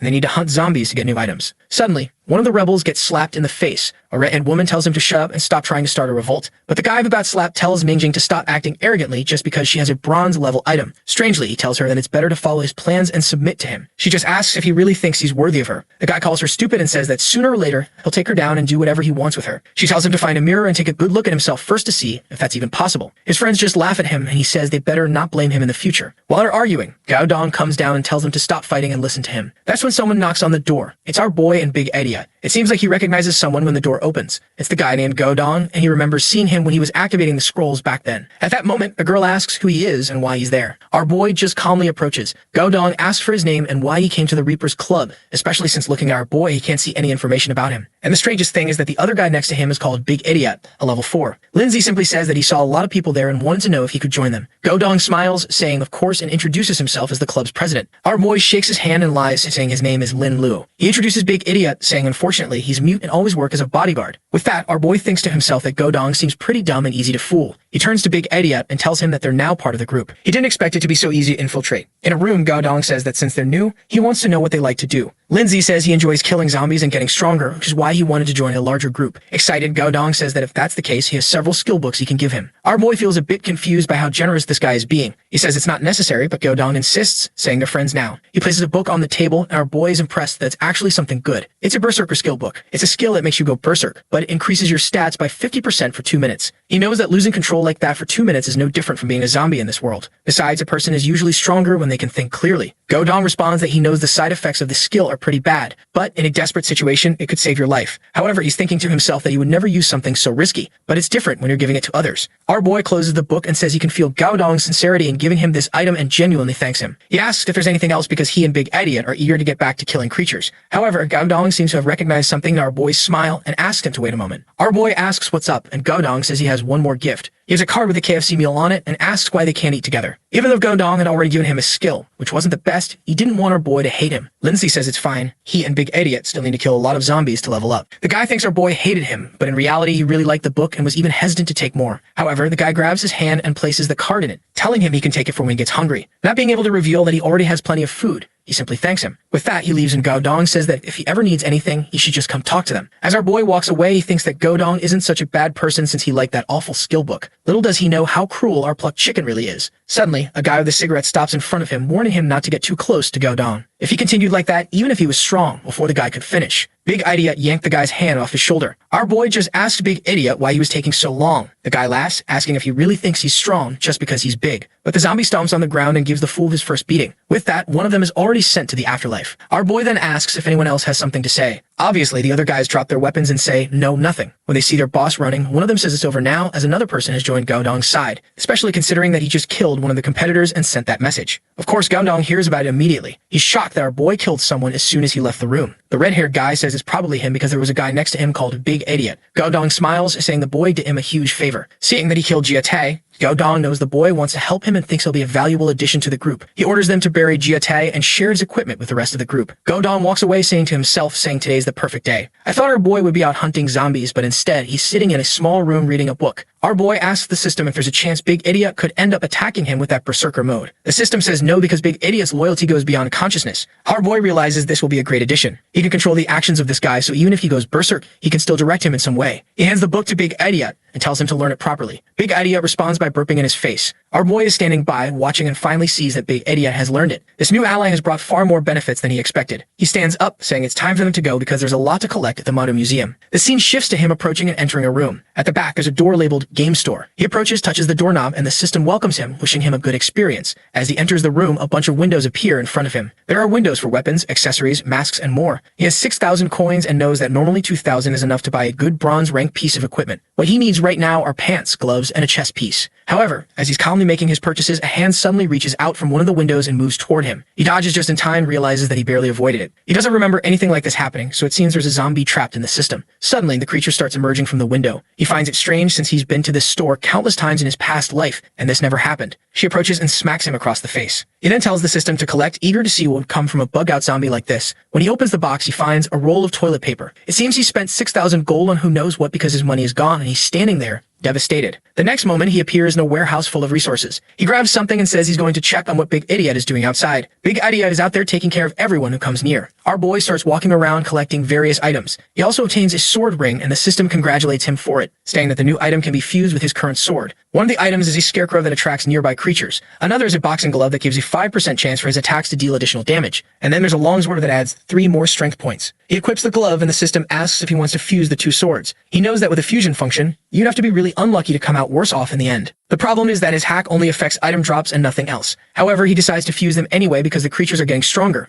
and he needs new weapons. He confirms, and the 2 items begin to fuse. The system asks him to wait 30 minutes. While time passes, he has his usual feast. Unsurprisingly, he ends up with an even better weapon. It's a decapitation sword that increases his attack speed every time he finishes off an enemy. He comments on how lucky he is. Though of course, no one is surprised, right? He calls Big Idiot, telling him it's time to head to the bookstore. He sends Big Idiot ahead to attract the creatures, while our boy sneaks up from behind, finishing them off with his spinning sword. With that, he advances to level 9, and now he needs 1,000 XP to reach level 10. He calls Big Idiot over and tells him that now they're going to clear the rooftop. Half an hour later, he gathers the creatures there and tells Big Idiot to activate Berserker mode. Immediately, the big guy starts warring and his shirt explodes. Our boy tells him to charge and wipe out everything in sight. With that, poor Big Idiot charges alone while our boy sits back sipping tea calmly. He watches, realizing that this Berserker mode is even stronger than he thought. Combining the creature's natural abilities with the Berserker mode essentially doubled his attributes. It's a perfect combination for a creature that relies solely on raw stats. After that, Big Idiot enters his cooldown period. The Berserker ability fades and he collapses to the ground exhausted. He enters a recovery state where he can eat 30% faster. Our boy pours a potion into his mouth and walks around while the auto-loot collects everything in the area. One of the items is a silver chest piece that creates a barrier around him when he's attacked, and another is a potion that helps recover energy for a few minutes. He then uses a scroll to strengthen the blood ring. The item levels up, giving him more strength, physical power, and the ability to absorb more energy. He continues in this rhythm, killing creatures, collecting items, and evolving. He checks his attributes and realizes that he's ready to move to another region. He approaches a door,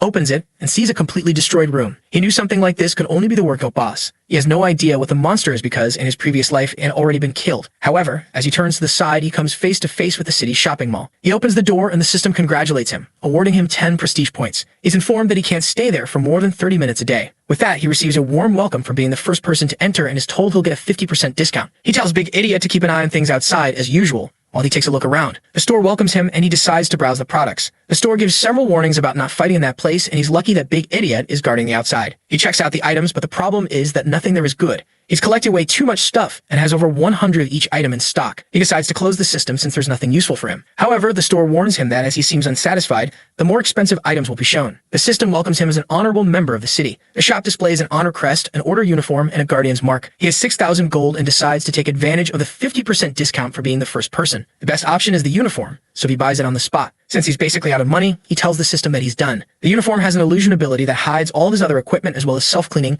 temperature regulation, and other bodily functions. Additionally, anyone who attacks the wearer will have 10% of their attributes reduced for 5 minutes. Lastly, the uniform allows him to create reasonable missions that others can complete, except for him, of course. He equips everything. He quits the uniform and activates the illusion. The armor is now hidden under the uniform. The system then tells him to leave because he's been there for more than 30 minutes. Our boy grabs Big Idiot and leaves the room. Once outside, he tells Big Idiot to accept the mission of destroying everyone. Obviously, the system tells him that the mission doesn't make sense. He then tells Big Idiot to kill the legendary rank boss, but the system denies the mission as well. He turns and asks if it's possible to kill the boss of the bookstore. The mission is passed, and he accepts immediately. It seems that Big Idiot is considered a player, so our boy can exploit this mission function. Meanwhile, in another part of the city, a couple is hiding in a room. The girl asks if they won't be found there, and the guy says no. However, right next to them, a red eye is watching them. The poor girl screams. The guy hugs her, telling her not to make any more noise. But man, there's a scary red demon, and I think they're done for. The guy gets licked in the face as he hugs her. With that, he runs, telling Xiaomei they need to survive. He literally sees the light at the end of the tunnel. However, she gets licked on the leg and is pulled away, and man, there wasn't even time to save her before she's reduced to nothing. I thought he was going to be a coward and run, leaving her behind, but he goes back for the fight. Obviously, time passes. Our boy and Big Idiot enter the room. The couple is still being devoured by the red demon. Our boy, seeing that, says that for weak people, dying in the apocalypse is a kind of freedom, and that they would only suffer otherwise. At least they scream enough for him to find the creature. The system warns that the creature is a zombie that went through a profession change, just like a human. Bosses, of course, evolve their profession much faster than regular zombies. Typically, creatures like this can eat human brains to become smarter. In front of him is a tracker, a bronze-ranked boss. The creature has a ton of stats, level 10, and a bunch of abilities. The creature is watching him confused. It starts pacing, lying down as it watches. The system then warns that the zombie has been detected and a mission is triggered.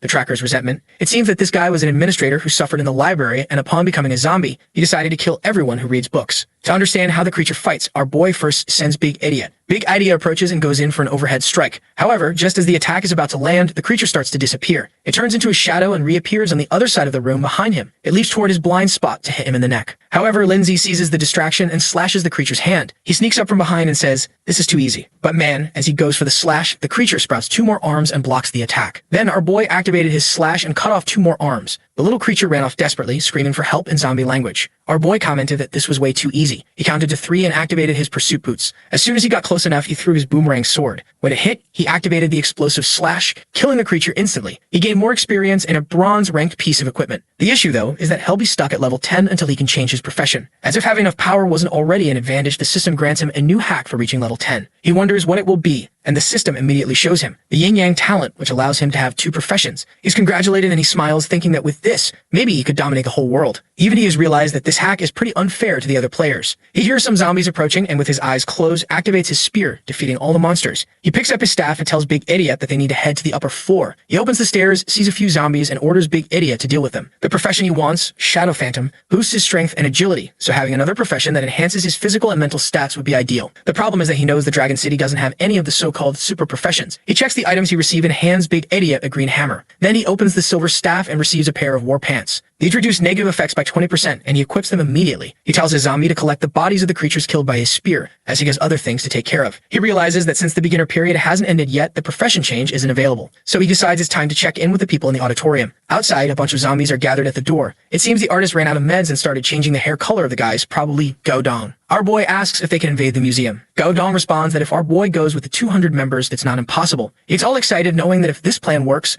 no one will want to compete with him for the position of president. Gaodong then gives a big speech, rallying all the players and announcing that today they would face a great battle. They would mobilize the whole group to wipe out all the zombies inside the museum. Everyone was eager to get new equipment and level up. Lindsay notices that these people have no idea how much things will change when the beginner period ends. Suddenly, the crowd starts bickering, with everyone wanting someone else's equipment. Once again, they observe the massive horde of zombies gathered in front of the museum. Gaodong asks if our boy is really sure this strategy will work. Our boy says yes. If everyone moves fast enough, no one will get hurt or die. He puts a hand on Gaodong's shoulder and tells him to seize this opportunity because chances like this are rare. Gaodong says he understands and promises to do his best. The group signals they're ready. Our boy tells everyone that he's the fastest and will attract the first wave of zombies. He'll leave Big Idiot behind to help Gaodong, who thanks him. Now it's time to kick off the plan and finally get that profession change. He takes off running and the group wishes him luck. As he runs, he carries some zombie meat, which lures all the zombies toward him. The group uses the opportunity to pass unnoticed. He hands the meat to another guy, telling him to keep running while he handles the creatures. It was an important mission, and they would earn great rewards. The poor guy is so moved he's almost in tears. Obviously, Lin can't waste time attracting zombies since he needs to level up, so he charges ahead, cutting down a good number of the creatures. After a while, he approaches a room. He knew this was where the class change scroll was kept. In his previous life, countless people risked their lives just to get it, but this time, it would be his. He punches the glass, but nothing happens. He unleashes a flurry of JoJo-style strikes, and it finally begins to crack. After expending a lot of energy, the glass shatters. He discovers a strange scroll and gains 500 prestige points. The system then asks if he wants to accept the scroll's summoning. He accepts, places his hand on it, and is instantly transported. He finds himself in another place surrounded by flames. He approaches a wall and passes through a portal,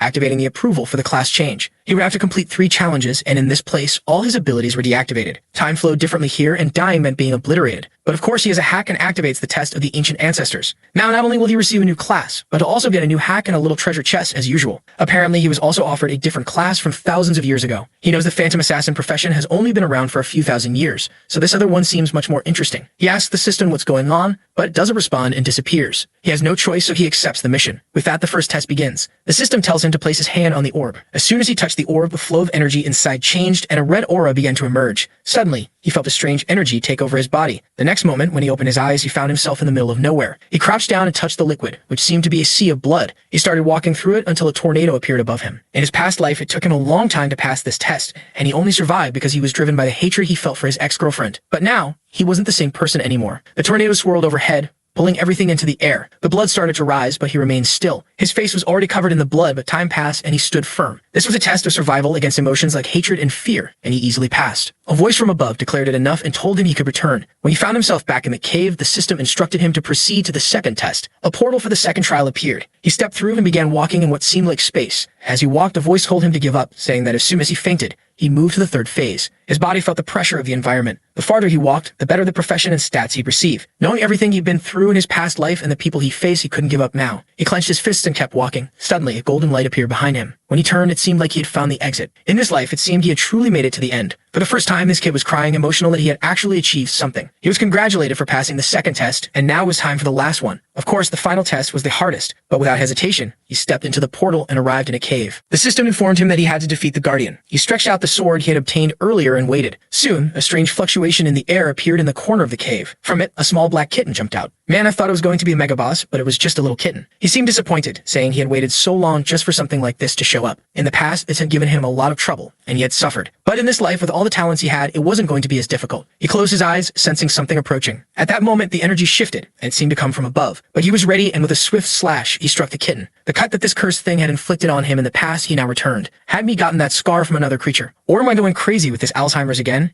Anyway, the kitten fell dead. Our boy had finally passed the third test. The class change scroll for Phantom Assassin appeared. What seemed strange was that he was still in the room. He wasn't sure if this was a bonus, or if he was stuck because of his hack. He started looking around, asking if this was the system's fault. That's when he noticed that he hadn't yet received the true power of the scroll. He decided to begin the activation to see if anything else would happen. He asked the system where he was going next, but it didn't respond. He realized that somehow, the scroll was interfering with his hack. He decided to keep searching the room. After scouring the cave, he found what seemed to be a strange fissure. When he touched it with his finger, a golden light began to appear. Suddenly, an image of an ox and a phoenix appeared, the same symbols from the scroll. The image fixed itself on the wall, and the ground began to shift. The strange image then turned into a small door. He approached and opened the door to the room. At the back, there was an orb and another scroll. He approached and opened the scroll where it was written Shai Yu. The scroll seemed to be the final test of an emperor who had been killed long ago. He read that he had to place his hand on the painting. As soon as he touched it, the system informed him that an unknown lineage had been discovered. After analyzing the energy, it began to change his profession. The system then declared that the test was over and that he would receive the profession of Soldier Lord. He was thrilled since he would be able to keep his old talent while gaining a new one. He picked up the orb on the table, which began to merge with his hand. The system notified him that the item could change form and absorb the energy of other equipment to grow stronger. He was amazed at something that could grow without apparent limitations. The orb then jumped to his forehead. After experiencing a headache and waking up, he decided to finish the test,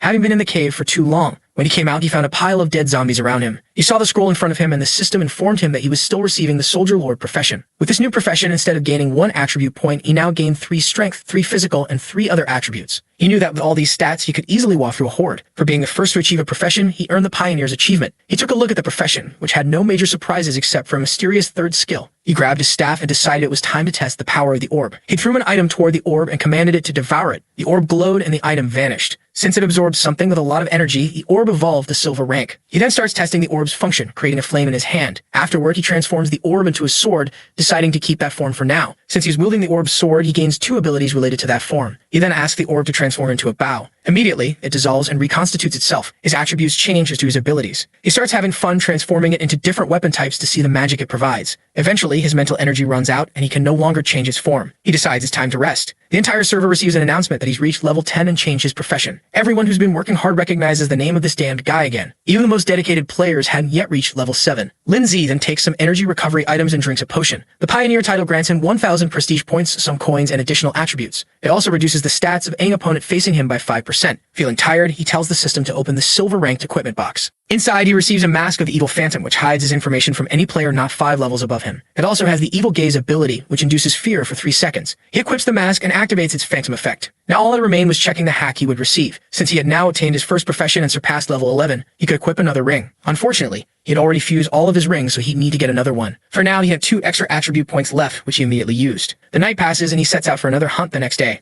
Outside, everyone was celebrating having cleared the museum. Gaodong, accompanied by Big Idiot, steps up to make an announcement. He congratulates everyone and says the mission was a great success, then introduces the person who made the biggest contribution, Big Idiot, equipped with our boy's gear. At that moment, Lindsay shows up wearing his demonic mask. Gaodong says it's good to see him as he was worried something had happened. For the first time, we see a girl looking somewhat smitten by Lindsay, aside from that one who disappeared after 2 chapters. Gaodong announces that they killed over 1,500 zombies and Big Idiot alone took down more than 100. Afterward, Gaodong calls Lindsay to the warehouse and shows him a pile of loot boxes, saying all of it was the spoils from the mission. He thanks Lindsay again and asks if they could talk more later, reminding him that the more people he has, the more power he can wield. With the numbers they had here, he could do whatever he wanted. Lindsay ponders this, thinking that if he gathered more people, he could get more equipment and perhaps advance faster to diamond rank. Not to mention, he had so many resources that sharing food wouldn't be a problem. Plus, he could sell what he did need to the others for coins. So he tells Gaodong they could discuss a trade. However, Gaodong puts a hand on his shoulder, saying Lindsay was the key to their success and could ask for whatever he wanted. Our boy doesn't hold back and says he wants equipment. Gaodong, already expecting this, says he understands how hard it is to come by such things. He tells Lindsay to hold out his hand as he had prepared a surprise. He places a ring in Lindsay's hand, telling him it's the best thing they found during the mission. Gaodong assures him that if he ever needs anything in the future, all he has to do is ask. Gaodong is thrilled with this gift, thinking it'll keep Lindsay by his side. Lindsay then announces that he wants to meet everyone at 7 o'clock to discuss the end of the beginner period. In truth, his plan is to trap them all in the warehouse so they can't escape when the period ends,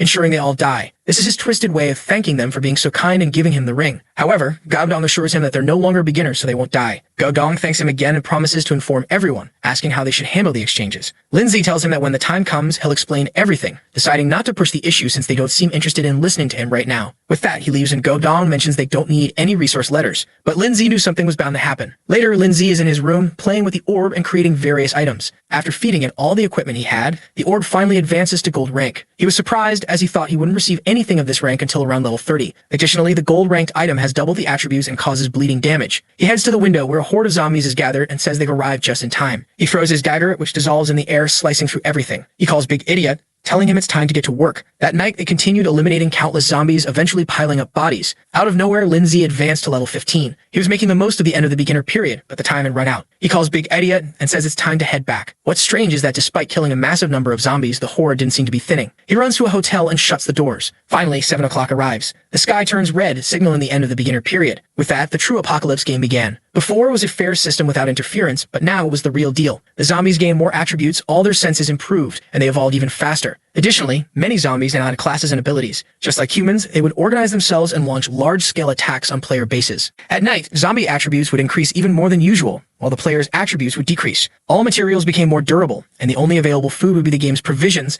as the world's normal food began to decompose. The climate would change and zombies would now drop better items. New professions, a national ranking system, and dungeons were introduced. Lastly, new updates would arrive as conditions were met. In this life, it was already difficult, but in the past, it had been impossible. He received a message wishing him luck in surviving. As he looked outside, the creatures were already undergoing mutation. The world had finally become a true live-or-die scenario. With contaminated water and food decomposing instantly, everyone would need to hunt. The only way to get food was by killing zombies, but of course, it wasn't going to be that easy. Amidst all this chaos, he calls Big Idiot and is in for a surprise. Big Idiot was also mutating. His clothes exploded and electricity began surging from his body. The problem was that he started losing his mind and our boy asked what was happening. The system explained that it was a conflict between the authority of his ability and the mutation process. His physical form wouldn't change, but he'd receive a 50% boost in attributes and might even be able to change his profession. Our boy was already excited, wanting to give his zombie a legendary profession. Big Idiot received a legendary power talent that increased the amount of status he gained. Meanwhile, our boy started receiving a barrage of congratulations for reaching various ranks. The system asked if he wanted to announce it to everyone or hide his name. Loving attention, our boy chose to announce it to the world. When he checked the rank, he found out that Big Idiot was rank number 3. The problem with being on this ranking was that all of his information, including his equipment, was visible to everyone. He started wondering if showing everything about himself was really the best idea. In the past, this would have been a concern, since he was a target of the Lee family, but now they didn't exist anymore. So he decided not to hide, especially since he had the mask, meaning no one would know he was really Jia Yi. On top of that, his rank 1 position gave him many extra rewards, which would be perfect for building a base with a lot of people. For having the highest level, reputation, and equipment, he received the title Unmatched in the world. This title would only be maintained as long as he stayed at the top of everything. If he lost any position, the title would disappear. With this title, he gained an additional 10% in attributes and a 10% discount at stores. He was thrilled because with so many extra attributes, it would be easy to maintain his position. Additionally, it increased his item drop rate by 1%. However, since he already had a 100% drop rate, he was confused. The system explained that with the 100%, he would now receive double the items. At this point, I'm not sure how many more ranks this kid can achieve or if he even needs anything else. He calls Big Eddie out and tells him it's time to test everything out. But as soon as he opens the door, a zombie rushes toward him. He tries to slash it, but the zombie retreats. Stretching out his hand, he uses his heart to finish off the first enemy. He was almost caught because that zombie had the stealth talent. As he walked through the city, he noticed a group of zombies throwing poison around. He hated dealing with these types and told Big Idiot to start running. Those zombies weren't strong, but getting close enough to finish them off would be a hassle. He spots something and tells Big Idiot to follow. He enters a house, shuts the door, and traps a zombie at the entrance. Then he climbs out through the window and slips away. Meanwhile, at the base, everyone was being devoured. Our boy entered and found everyone in a terrible state, questioning why they worked so hard only to die in such a stupid way. They were about to run out of resources and die soon. A girl suggested everyone should just eat what was left since the end was near. But for Lindsay, this was the opportunity he had been waiting for. He began walking and announced that he was there to help everyone survive and find hope. He offered to sell food, equipment, and anything else they needed for a cheap price. Instantly, everyone who couldn't kill zombies rushed forward, desperate for supplies. Our boy began negotiating, quickly earning over 10,000 coins. Everyone who bought from him left happy, knowing it was their only chance to survive. He then said he was going to sleep and warned everyone not to make any noise or Big Idea would kill them. Gaodong, with his newly dyed hair, had been quietly observing from the shadows. Finally, Lindsay appeared and asked how they were doing. Gaodong said that from now on, Lindsay could coordinate the entire place and everyone would follow his orders. Lindsay leaned in and whispered something in Gaodong's ear. Gaodong nodded, saying he understood and would comply. With that, he took off running. Our boy hoped it would work out, but even if the guy didn't succeed, he had nothing to lose. He went into his room, eager for the next day. Now, with the new mutated zombies, he'd be able to obtain far better equipment and items. Plus, he planned to have everyone from the base help him farm. In the next scene, he and Big Idea were already outside. In no time, a horde of zombies jumped at them, but just a second later, all of them were lying on the ground defeated. Our boy declared that they'd clear out everything so the players could start venturing outside a bit. He cleaned out all the zombies from a building that had a shop. It was the perfect place to set up a base as he could negotiate and buy things directly from there. As long as no one knew about the shop, no one would want to attack it. However, when he opened the door, he found a bald guy. Another man stepped forward and asked who he was, warning that his group already claimed the area. But the bald guy told him to keep quiet because Big Idea was right there. The guy at the back was the second strongest in China, so they better be careful. Even Lindsay hadn't realized that they'd ranked up again and passed into second place. The men stretched out their arms and welcomed him, saying he could do whatever he wanted there. Big Idea wanted to kill them all, but Lindsay's calmer side told him to relax since they were only there to shop. With that, they headed into the store and the men said nothing more. The bald guy remarked that the two seemed strong, but they had far more numbers and might be able to handle them. However, the captain warned that it was foolish to think that way. Lindsay had probably killed more zombies than they had people, so it wasn't worth taking the risk. Inside the store, our boy wanted to buy the city's Medal of Honor. As soon as he obtained it, he grinned and thought, time to give this video a like. It helps Mamoru make more juicy content for his viewers. Activate the cheeky little bell, and I'm out.